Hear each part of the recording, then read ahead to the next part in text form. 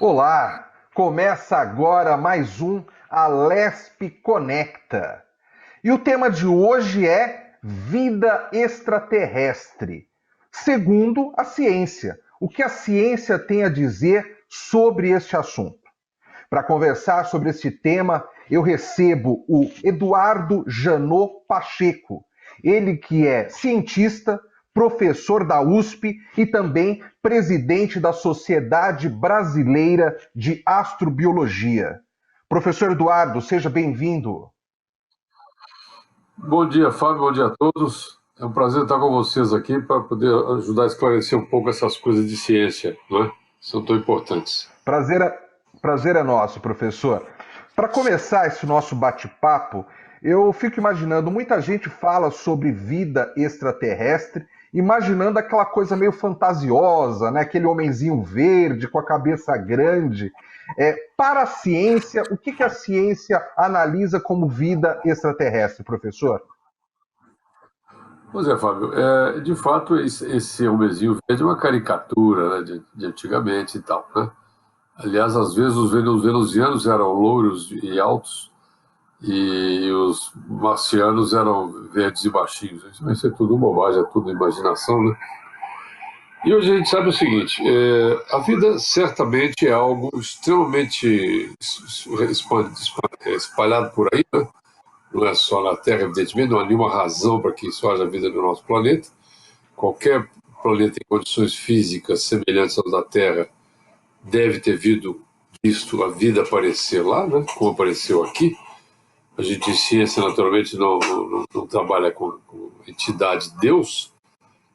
As coisas acontecem por razões da natureza, leis da natureza, né? Então a vida apareceu aqui na Terra, como certamente terá aparecido ou vai ainda aparecer em outros planetas, onde haja condições de habitabilidade, condições físicas, né, e de temperatura e tal. Então, o que a gente espera então?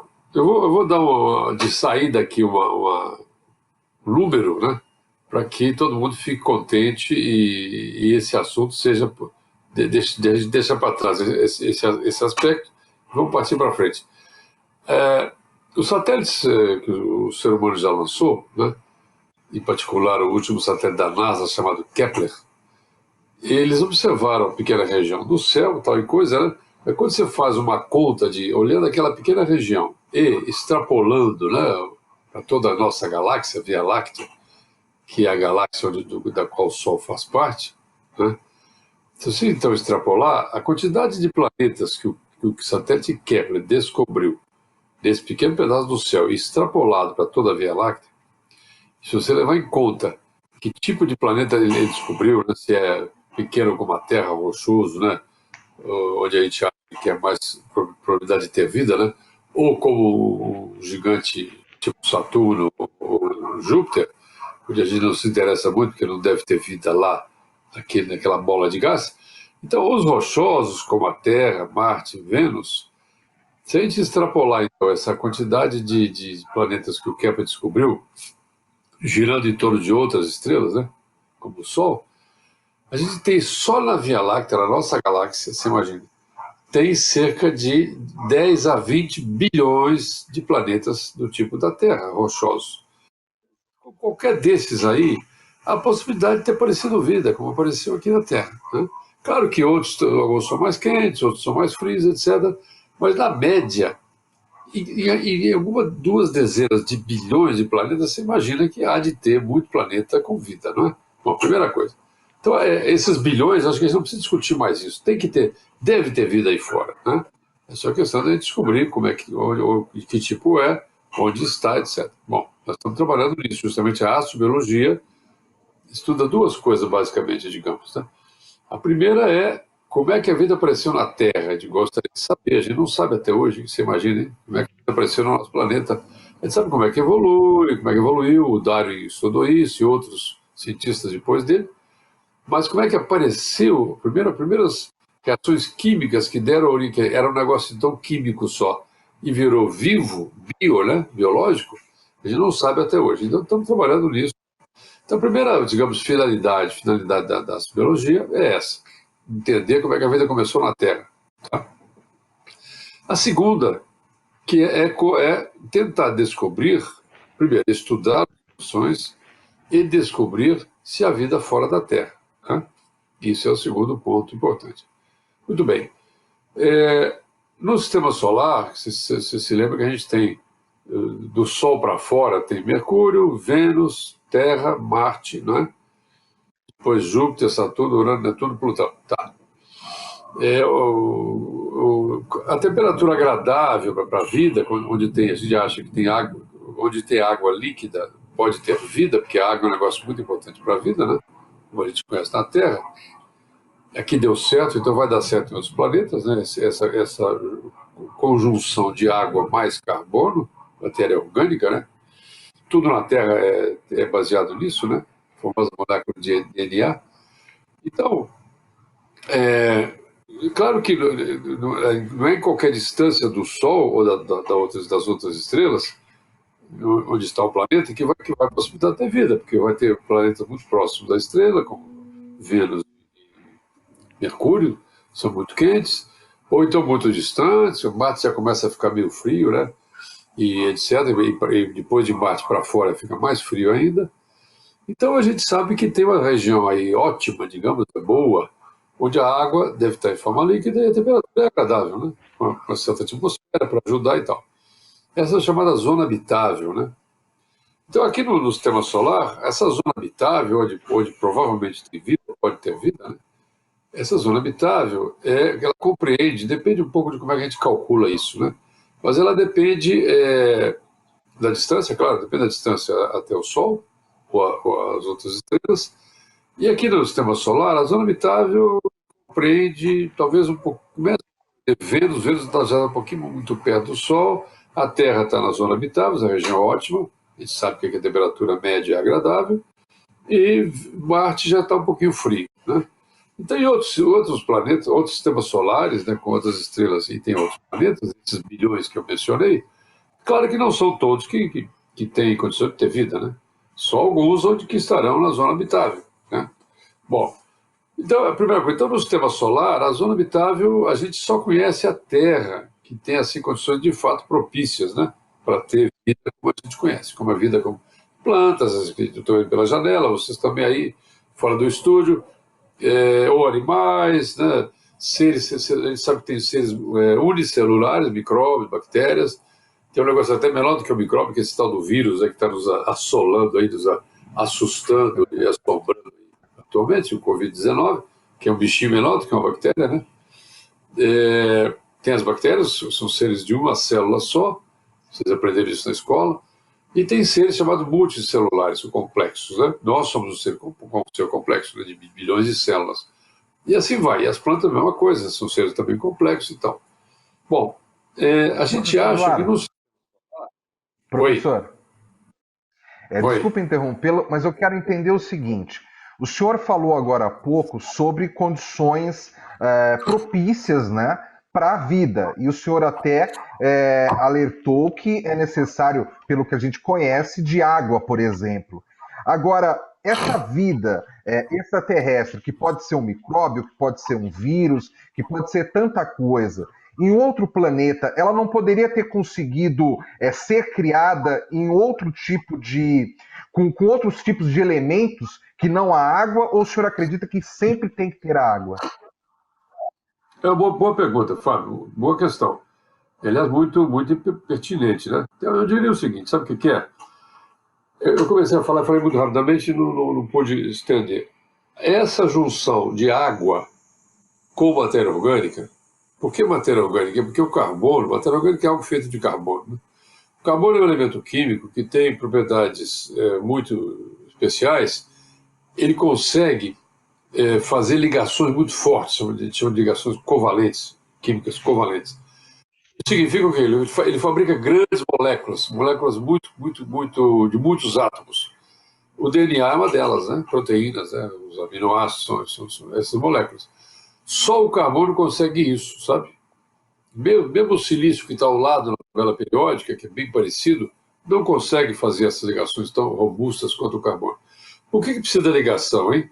Porque é o DNA que faz o filhote de sabiá cantar como sabiá e não miar como gato, entendeu? E vice-versa. Então, é no DNA que estão armazenadas, estão armazenados as mensagens, né, e as características de cada ser vivo, né? Nossos filhos recebem uma parte do DNA, né, uma herança, né? Então o filho vai ser parecido com a gente, a mãe um pouco, o avô, isso vem do DNA, né? O DNA que faz isso. Eu falei do passarinho do sabiá porque é mais simples, né? Então o sabiá sabe cantar como sabiá. Então a mãe sabioa passa para o sabiazinho a molécula do DNA que é aquela que é feita para ele cantar como sabiá. E aí vai, né? Aliás, você tem uns pássaros muito inteligentes que aprendem até o canto dos outros, mas isso é outra história. É a molécula do DNA que faz tudo. Então, se é carbono, e isso você só pode fazer grandes moléculas também com água, um solvente. O solvente na Terra, por causa da temperatura, é água.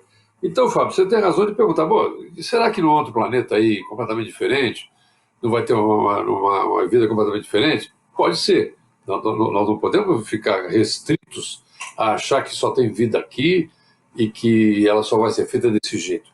Não, claro que não. Mas há princípios gerais de ciência, como vocês sabem, que, por exemplo, a química ou a física são as mesmas, as leis, aqui na Terra ou no quasar mais distante possível no universo. Funciona tudo do mesmo jeito. Os elementos químicos são os mesmos, as leis da química e da física são as mesmas. Então, isso é universal. Então, a gente pode dizer o seguinte, pode ser que no planeta exótico tem um solvente, que é a amônia, que, por exemplo, não solidifica a 0 graus, abaixo de zero, então, num lugar muito frio, a amônia vai funcionar como solvente à água, não. É possível. Só que entra outra coisa aí, que é o seguinte, no ambiente muito frio, em condições de temperatura muito baixa, as reações químicas são mais lentas. A vida não seria tão exuberante, provavelmente, como aqui. Então, essas razões desse tipo, né, científicas, além das universais, que a gente pode pensar que vão funcionar em qualquer lugar, claro, porque são as universais. Então, deu certo, deu samba, água mais carbono na Terra. Certamente vai dar samba em outros lugares. O samba é ligeiramente diferente, claro, vai ser uma romba, sei lá, tá, um bolé. Mas esse tipo de sucesso da natureza, quer dizer, fabricar vida, deu certo aqui com carbono e água e vai dar certo, provavelmente, em muitos lugares com carbono e água também. Pode dar marginalmente, eu diria, outro tipo de vida. Claro, a gente considera isso. Agora, voltando então à história da vida extraterrestre. No sistema solar, a gente acha que não há vida complexa, quer dizer, multicelular, senão vai ser coisa muito primitiva, fora da Terra, infelizmente. Eu gostaria muito, né? Todo mundo gostaria de ter um bichinho verde em Marte, para a gente conversar com eles, trocar figurinhas, trocar ciência, por exemplo, trocar ensinamentos, trocar conhecimentos, né? Mas, infelizmente, a gente acha que não tem, as condições são muito agrestes. A gente acha que vamos descobrir, daqui a 2 anos, hein? Essa missão da NASA vai descer lá em Marte daqui a uns 2 anos, até antes um pouco, e fazer um buraco no solo, tem muito gelo, né? De água e de gás carbônico, a gente chama de gelo seco, no subsolo de Marte. Onde tem água, provavelmente tem vida, né? E abrigado debaixo da terra de Marte, né? Que a gente chama de terra, né? Lá é bem provável que a gente encontre o primeiro ser extraterrestre que vai ser uma bactéria, né? Lá no subsolo de Marte, provavelmente. Isso aí demora pouco, daqui a pouco tempo. Então, mas no sistema solar só deve ter seres assim, né? Muito unicelulares ou muito primitivos, porque as condições não são muito favoráveis, tirando a Terra, né? Agora, se você pensar, outra coisa que é importante também, né? Não é só essa história de que vida baseada não só em carbono e água pode ser de outro tipo, pode. Você não precisa de ficar tão preocupado com isso, por quê? Olhe as quantidades, as formas de vida que temos na Terra. Temos uma aranha, um elefante, o ser humano, e plantas várias. Quer dizer, é tanta diversidade, é um pouco assim. Tudo que pode acontecer, acontece na Terra. Mesmo em termos de formação de vida, né? Tipos de vida. Você vê aqueles bichos do fundo do mar. Aliás, se você pegar os fósseis de alguns milhões de anos atrás, ou vários milhões de anos atrás, tinha cada animal inacreditável. Quer dizer, tudo que pode combinar e formar, se forma. É claro que há animais mais aptos a sobreviver, outros menos aptos, etc., né?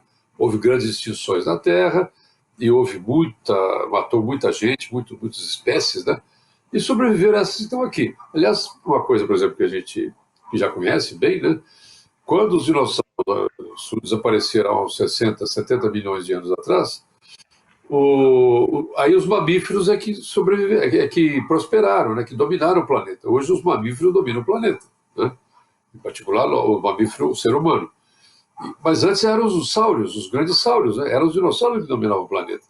Então foi graças à extinção de várias espécies, como dos dinossauros, que o mamífero, que nós somos o pai dos mamíferos, prosperou, né? E conseguiu dominar o planeta. Então vocês veem como a coisa evolui e muda para lá, muda para cá. Mas sobretudo essa Professor história Eduardo. de que... Oi, diga, Fábio. Bom, Fábio, me interrompa quando você quiser, por favor. É o seguinte, é que o senhor falou uma coisa que me chamou a atenção. O senhor falou que aqui na Terra existe vida aí que a gente pode, pesquisando, chegar, e o senhor citou os dinossauros que existiram há milhões e milhões de anos. Só que, e aí o senhor também se referiu a Marte, por exemplo, que vai ter uma sonda que daqui a 2 anos, ou nem isso, vai conseguir chegar até a água, até o gelo lá embaixo. Só que nós não temos a condição de fazer tantas viagens assim para outros planetas. Então, neste caso, como que a ciência estuda esses outros planetas? Normalmente é só por meio de telescópio ou existe outras formas de se estudar, incluindo a sonda que o senhor falou, em viagens que a gente consegue fazer para fora da Terra? Pois é, você veja, Fábio, de fato, ir em loco, como a gente chama em latim, em loco no planeta, só aqui no sistema solar, porque tudo é muito longe e demoraria demais, né? No futuro distante, quem sabe a gente consegue um jeito de andar mais rápido ou viajar de outra maneira. Mas, enfim, hoje, por exemplo, só podemos ir a Marte ou a Vênus. Você viu que houve uma descoberta recente, é possível que haja vida na atmosfera de Vênus, mas em Vênus e Marte ou Júpiter, a gente pode mandar sondas no sistema solar, né? Já mandamos várias para Júpiter, para Saturno, ficou circulando entre os satélites desses 2 grandes planetas, né? Mandamos que desceram em Vênus e Marte e que sobrevoaram e vários deles, né? Mas isso é aqui no sistema solar, é tudo muito perto, digamos, apesar nossas poucas pequenas capacidades técnicas ainda, né? De mandar um foguete muito rápido, etc. Muito bem. Isso é uma coisa. E fora do sistema solar, como é que a gente faz? Fora do sistema solar, a gente só pode usar coisas remotas, à distância, né? E como é que é isso? A principal ferramenta que a astrofísica, a astrobiologia, portanto, tem, Fábio e ouvintes, é o chamado espectrógrafo. Quer dizer, é um instrumento que decompõe a luz, separa a luz, né? E com isso a gente pode estudar a composição química e as leis físicas que estão lá vigendo lá nesse lugar, né? Então, com isso, por exemplo, a gente já está olhando e vai olhar mais ainda. Sabe que o Brasil está participando de um satélite para estudar os exoplanetas, planetas exteriores, chamado Plato, que é um satélite da ESA. O Brasil participa como um país europeu, os vários países europeus, o Brasil também. E esse satélite vai ser lançado em 2024, vai procurar terras, planetas parecidos com a Terra, com distâncias parecidas da Terra ao Sol. Então vamos procurar gêmeos da Terra, digamos, gêmeas da Terra. E aí, o que você faz com isso? Nós vamos procurar gêmeas da Terra, vamos descobrir vários aqui perto do sistema solar, né? Várias gêmeas da Terra, e vamos depois... E o que a gente faz com isso? Nós vamos estudar as atmosferas desse pessoal.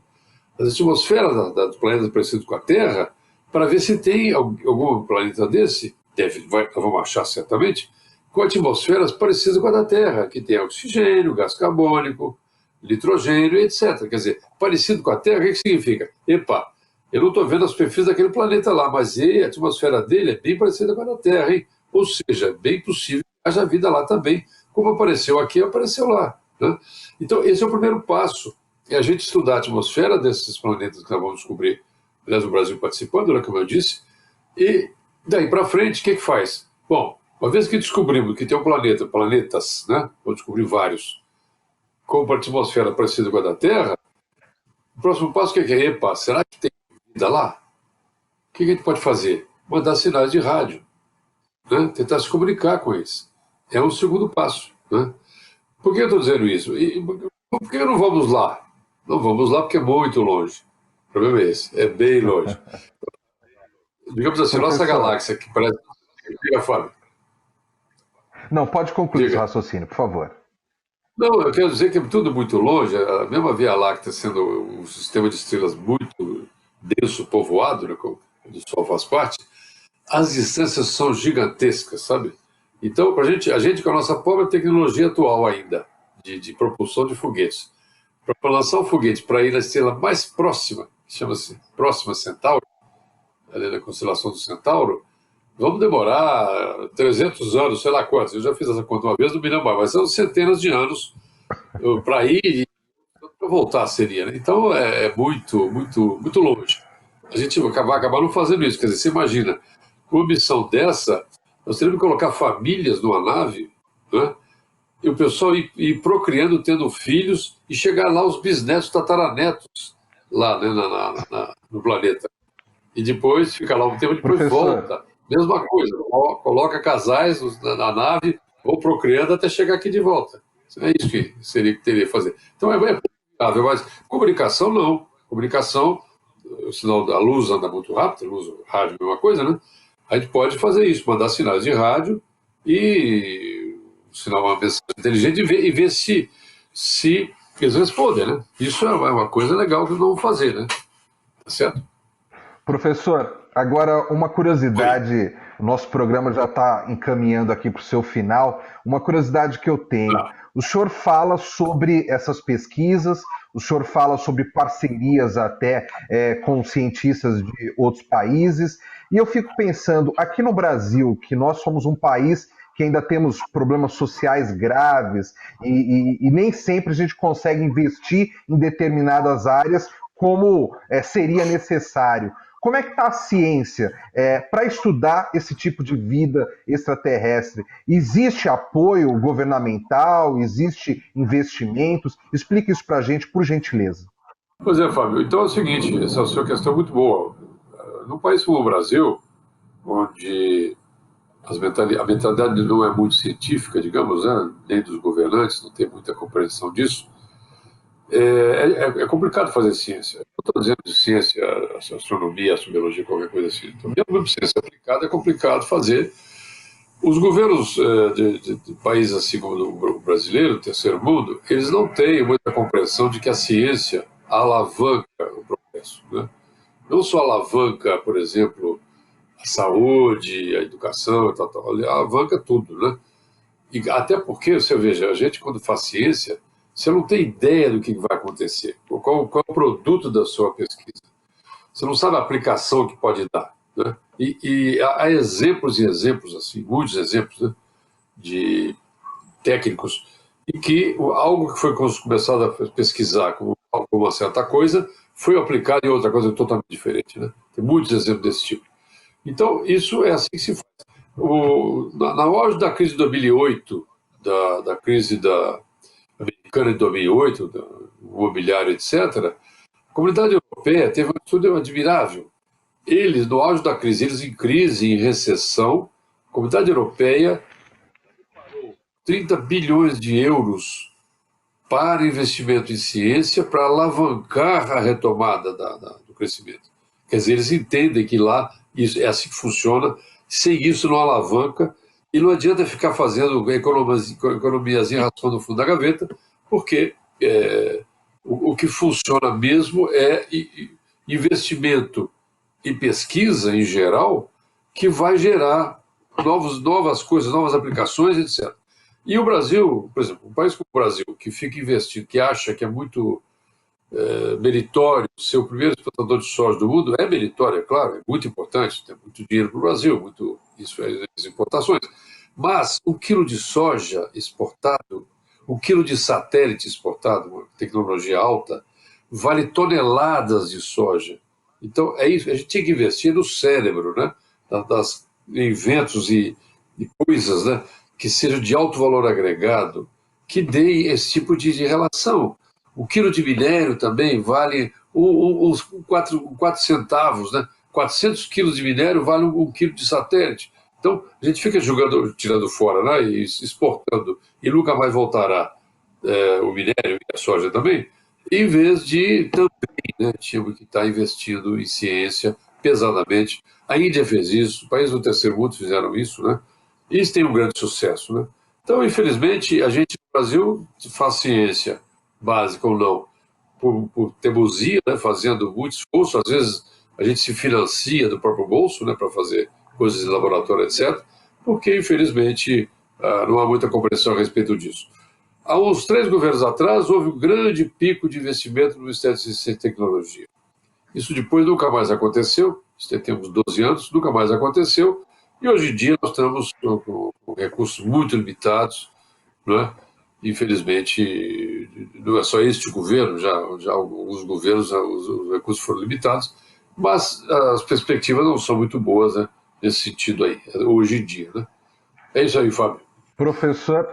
Professor Eduardo Janot Pacheco, eu quero agradecer a sua participação aqui e até parabenizá-lo, né? Porque fazer realmente ciência no Brasil tem que gostar muito, porque o senhor acabou de dizer aí das dificuldades que os cientistas aqui no país enfrentam. Muito obrigado pela sua participação aqui no programa LESP Conecta. Obrigado a você, Fábio. Sempre às ordens, à sua disposição. Boa tarde. Termina aqui mais um programa Alesp Conecta. Mas você já sabe, toda a nossa programação pode ser vista e revista também no YouTube. É só você entrar lá, digitar YouTube, procurar Alesp e todos os nossos programas ficam arquivados para que você assista no momento mais interessante para você. Muito obrigado pela sua audiência e até o próximo programa.